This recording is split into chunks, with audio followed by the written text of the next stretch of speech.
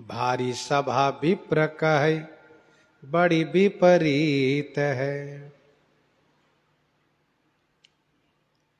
चलत चलत बात जब चलती है तो बात चलते चलते बड़ी हो जाती है। बात को लोग बतंगर बना देते हैं, और विपरीत बात हो, दोषात्मक बात हो तो उसको लोग बहुत बढ़ा चढ़ा देते हैं, और गुण परक बात हो, अच्छी बात हो, धीरे धीरे उसको दबा देते हैं।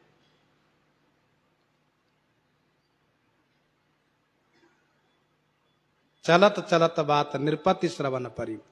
नृपति राजा सूर्यसेन के कान में पड़ी यह बात, और भारी सभा में ब्राह्मण जो श्री पिपा जी के द्वेषी वे लोग कहते, महाराज आप उनको गुरुजी बना लिए। देखा, ये बिल्कुल शास्त्र विरुद्ध है। अरे उनको श्री सीता सहचरी जी को धन चाहिए था तो आपके पास संदेश कहलवाती, आपके पास से धन चला जाता है।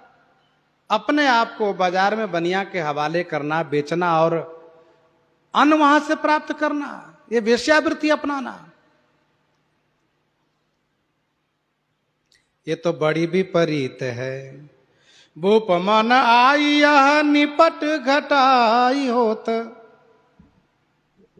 राजा के मन में ये बात आ गई कि हाँ सही बात है, हमारे गुरुजी को ऐसा नहीं करना चाहिए था, गलत हुआ ये।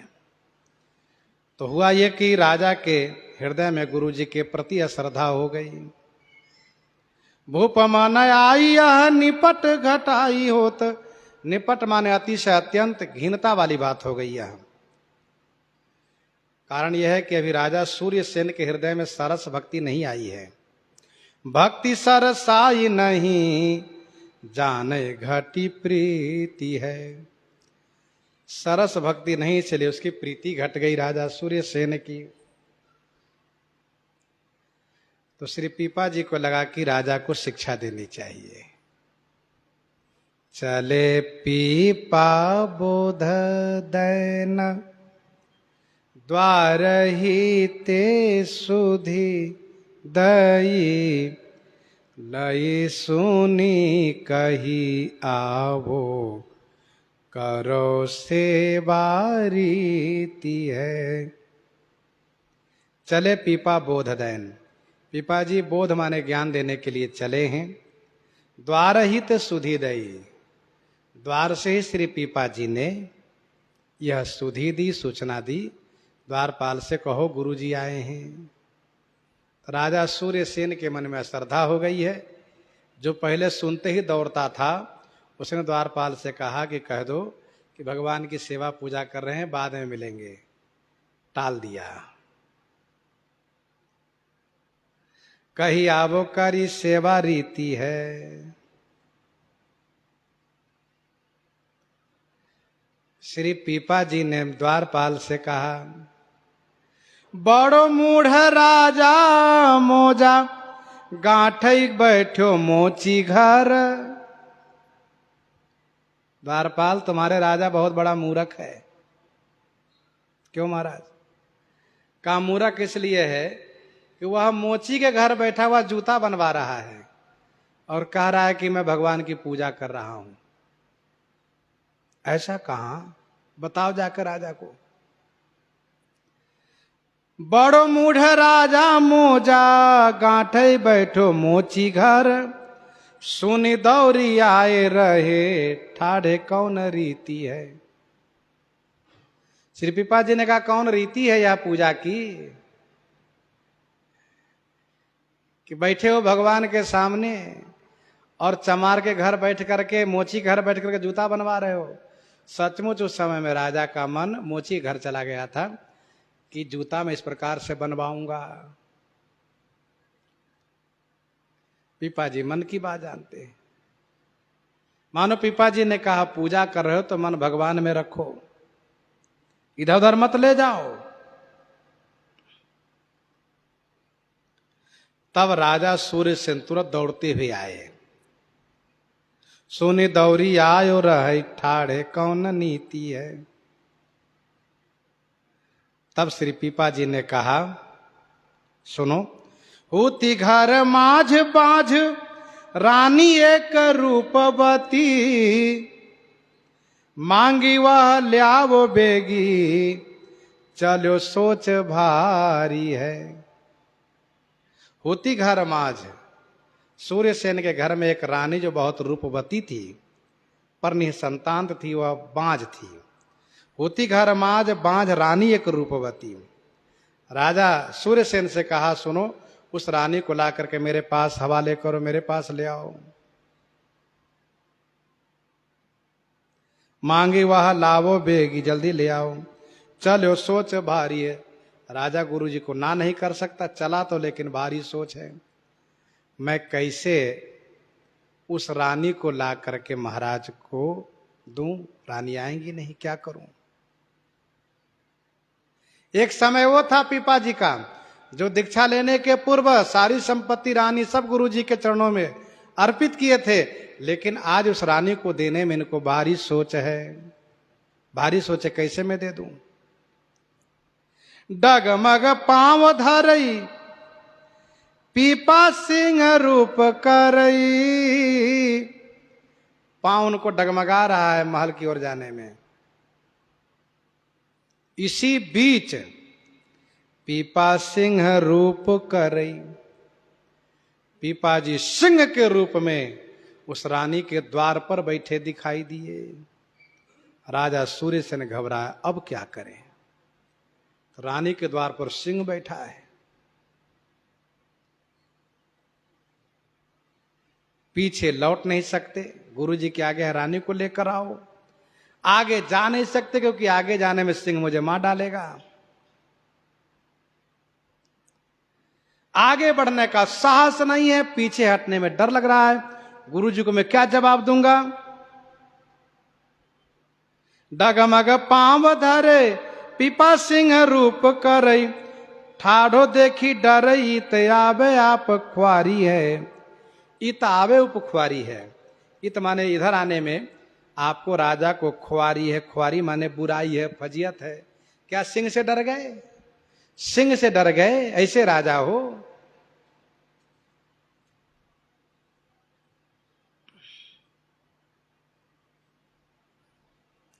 जाए तो बिलाए गयो। फिर राजा सूर्यसेन अपना नेत्र नीचा किया और आगे बढ़ा। जो होगा देखा जाएगा, पीछे नहीं हटना है, नहीं तो बड़ी कमी हो जाएगी, बुराई हो जाएगी, निंदा होगी। जैसे आगे बढ़े वैसे सिंह गायब हो गया। जाए तो बिलाए गयो, तिया ढीग सुत नयो। जो रानी बांझ है, जिसको अभी तक संतान नहीं हुआ है, देखा कि उसके गोदी में एक सुंदर नन्हा सा बालक खेल रहा है। तिया दिख ठीक सुत नयो, अभी नवजात शिशु उनके गोदी में है। अरे ये क्या मैं देख रहा हूं? द्वार पर सिंह और इन जो बांझ रानी है, इनके गोदी में बालक। तब राजा सूर्यसेन को लगा ये सब गुरु जी के चमत्कार है। नयो भूमि पर कला जानो में तिहारी है। वहीं पर उस बालक के चरणों में साष्टांग प्रणाम किए और कहा, जय जय गुरुदेव, ये सब आपकी कला है, ये आपकी माया है, अब हम मुझे समझ में आया। श्री पीपा जी वहीं बालक जो रूप में थे प्रकट हो गए अपने रूप में। प्रगटे स्वरूप निज खीजी के प्रसंग कयो। प्रकट हो गए पीपा जी वहीं रानीवास में और बहुत नाराज हुए, डांटने लगे पीपा को, सियाराम राजा सूर्यसेन को। पीपा जी बहुत डांटने लगे सूर्यसेन राजा को और कहा, सुनो, वो रंग कहां गया तुम्हारा, वो प्रेम जिस दिन सब संपदा और रानी को मेरे चरणों में अर्पित किए थे, आज तुम्हें एक रानी को देने में तुम्हें संकोच लग रहा है। तब चेला बने थे, तब का क्या था, अब क्या हो गया? फिर राजा ने प्रार्थना किया है, उनको उपदेश किए। सतगुरु मार कुम्हार जिमी, सतगुरु मार कुम्हार जिमी, गढ़ी गढ़ी करत सुधार, भीतर से रक्षा करत बाहर से फटकार।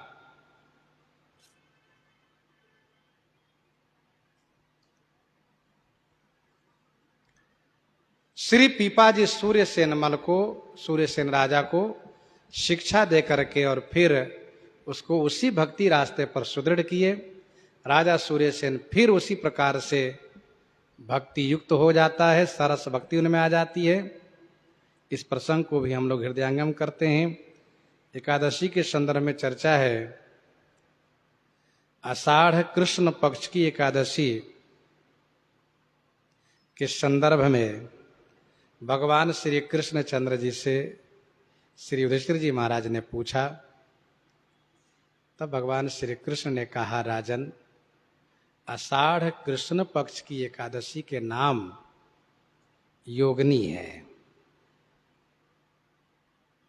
और यह एकादशी कुष्ठ आदि रोगों को समाप्त करने में सक्षम है, समर्थ है। उपरोक्त विधि के अनुसार एकादशी का व्रत करना चाहिए। पवित्र जलाशय में स्नान करके एकादशी व्रत का संकल्प लेना चाहिए। भगवान की पूजा अर्चना करते हुए एकादशी का व्रत पूरा करना चाहिए। द्वादशी को स्नान करके यथाशक्ति दान देकर पारण करना चाहिए। इसके बाद भगवान श्री कृष्णचंद्र जी ने कहा, इस संदर्भ में आपको मैं एक कथा सुनाता हूं। कुबेर भगवान शिव के बहुत बड़े भक्त हैं, बहुत बड़े भक्त हैं। अलकापुरी में रहते हैं। इनके एक सेवक थे जिनका नाम था हेम नाम का माली। वह पूजन हेतु फूल पत्र लाया करता था। लेकिन एक दिन हुआ क्या, हेम माली फूल पत्र लेकर तो आया, पर वह पहुंचाया नहीं, अपने पत्नी के साथ रमन करने लगा। मध्याह्न काल होने के बाद कुबेर ने अपने सेवक को भेजा, जाओ देखो हेम को क्या हो गया है, क्यों नहीं आया। सेवक ने आकर बताया, ऐसी ऐसी बात है महाराज, वह फूल घर में रखा रह गया, नहीं लाया। तब दूसरे सेवकों को भेजवा करके उसको पकड़वा के लाया। वह कांपने लगा, हे माली।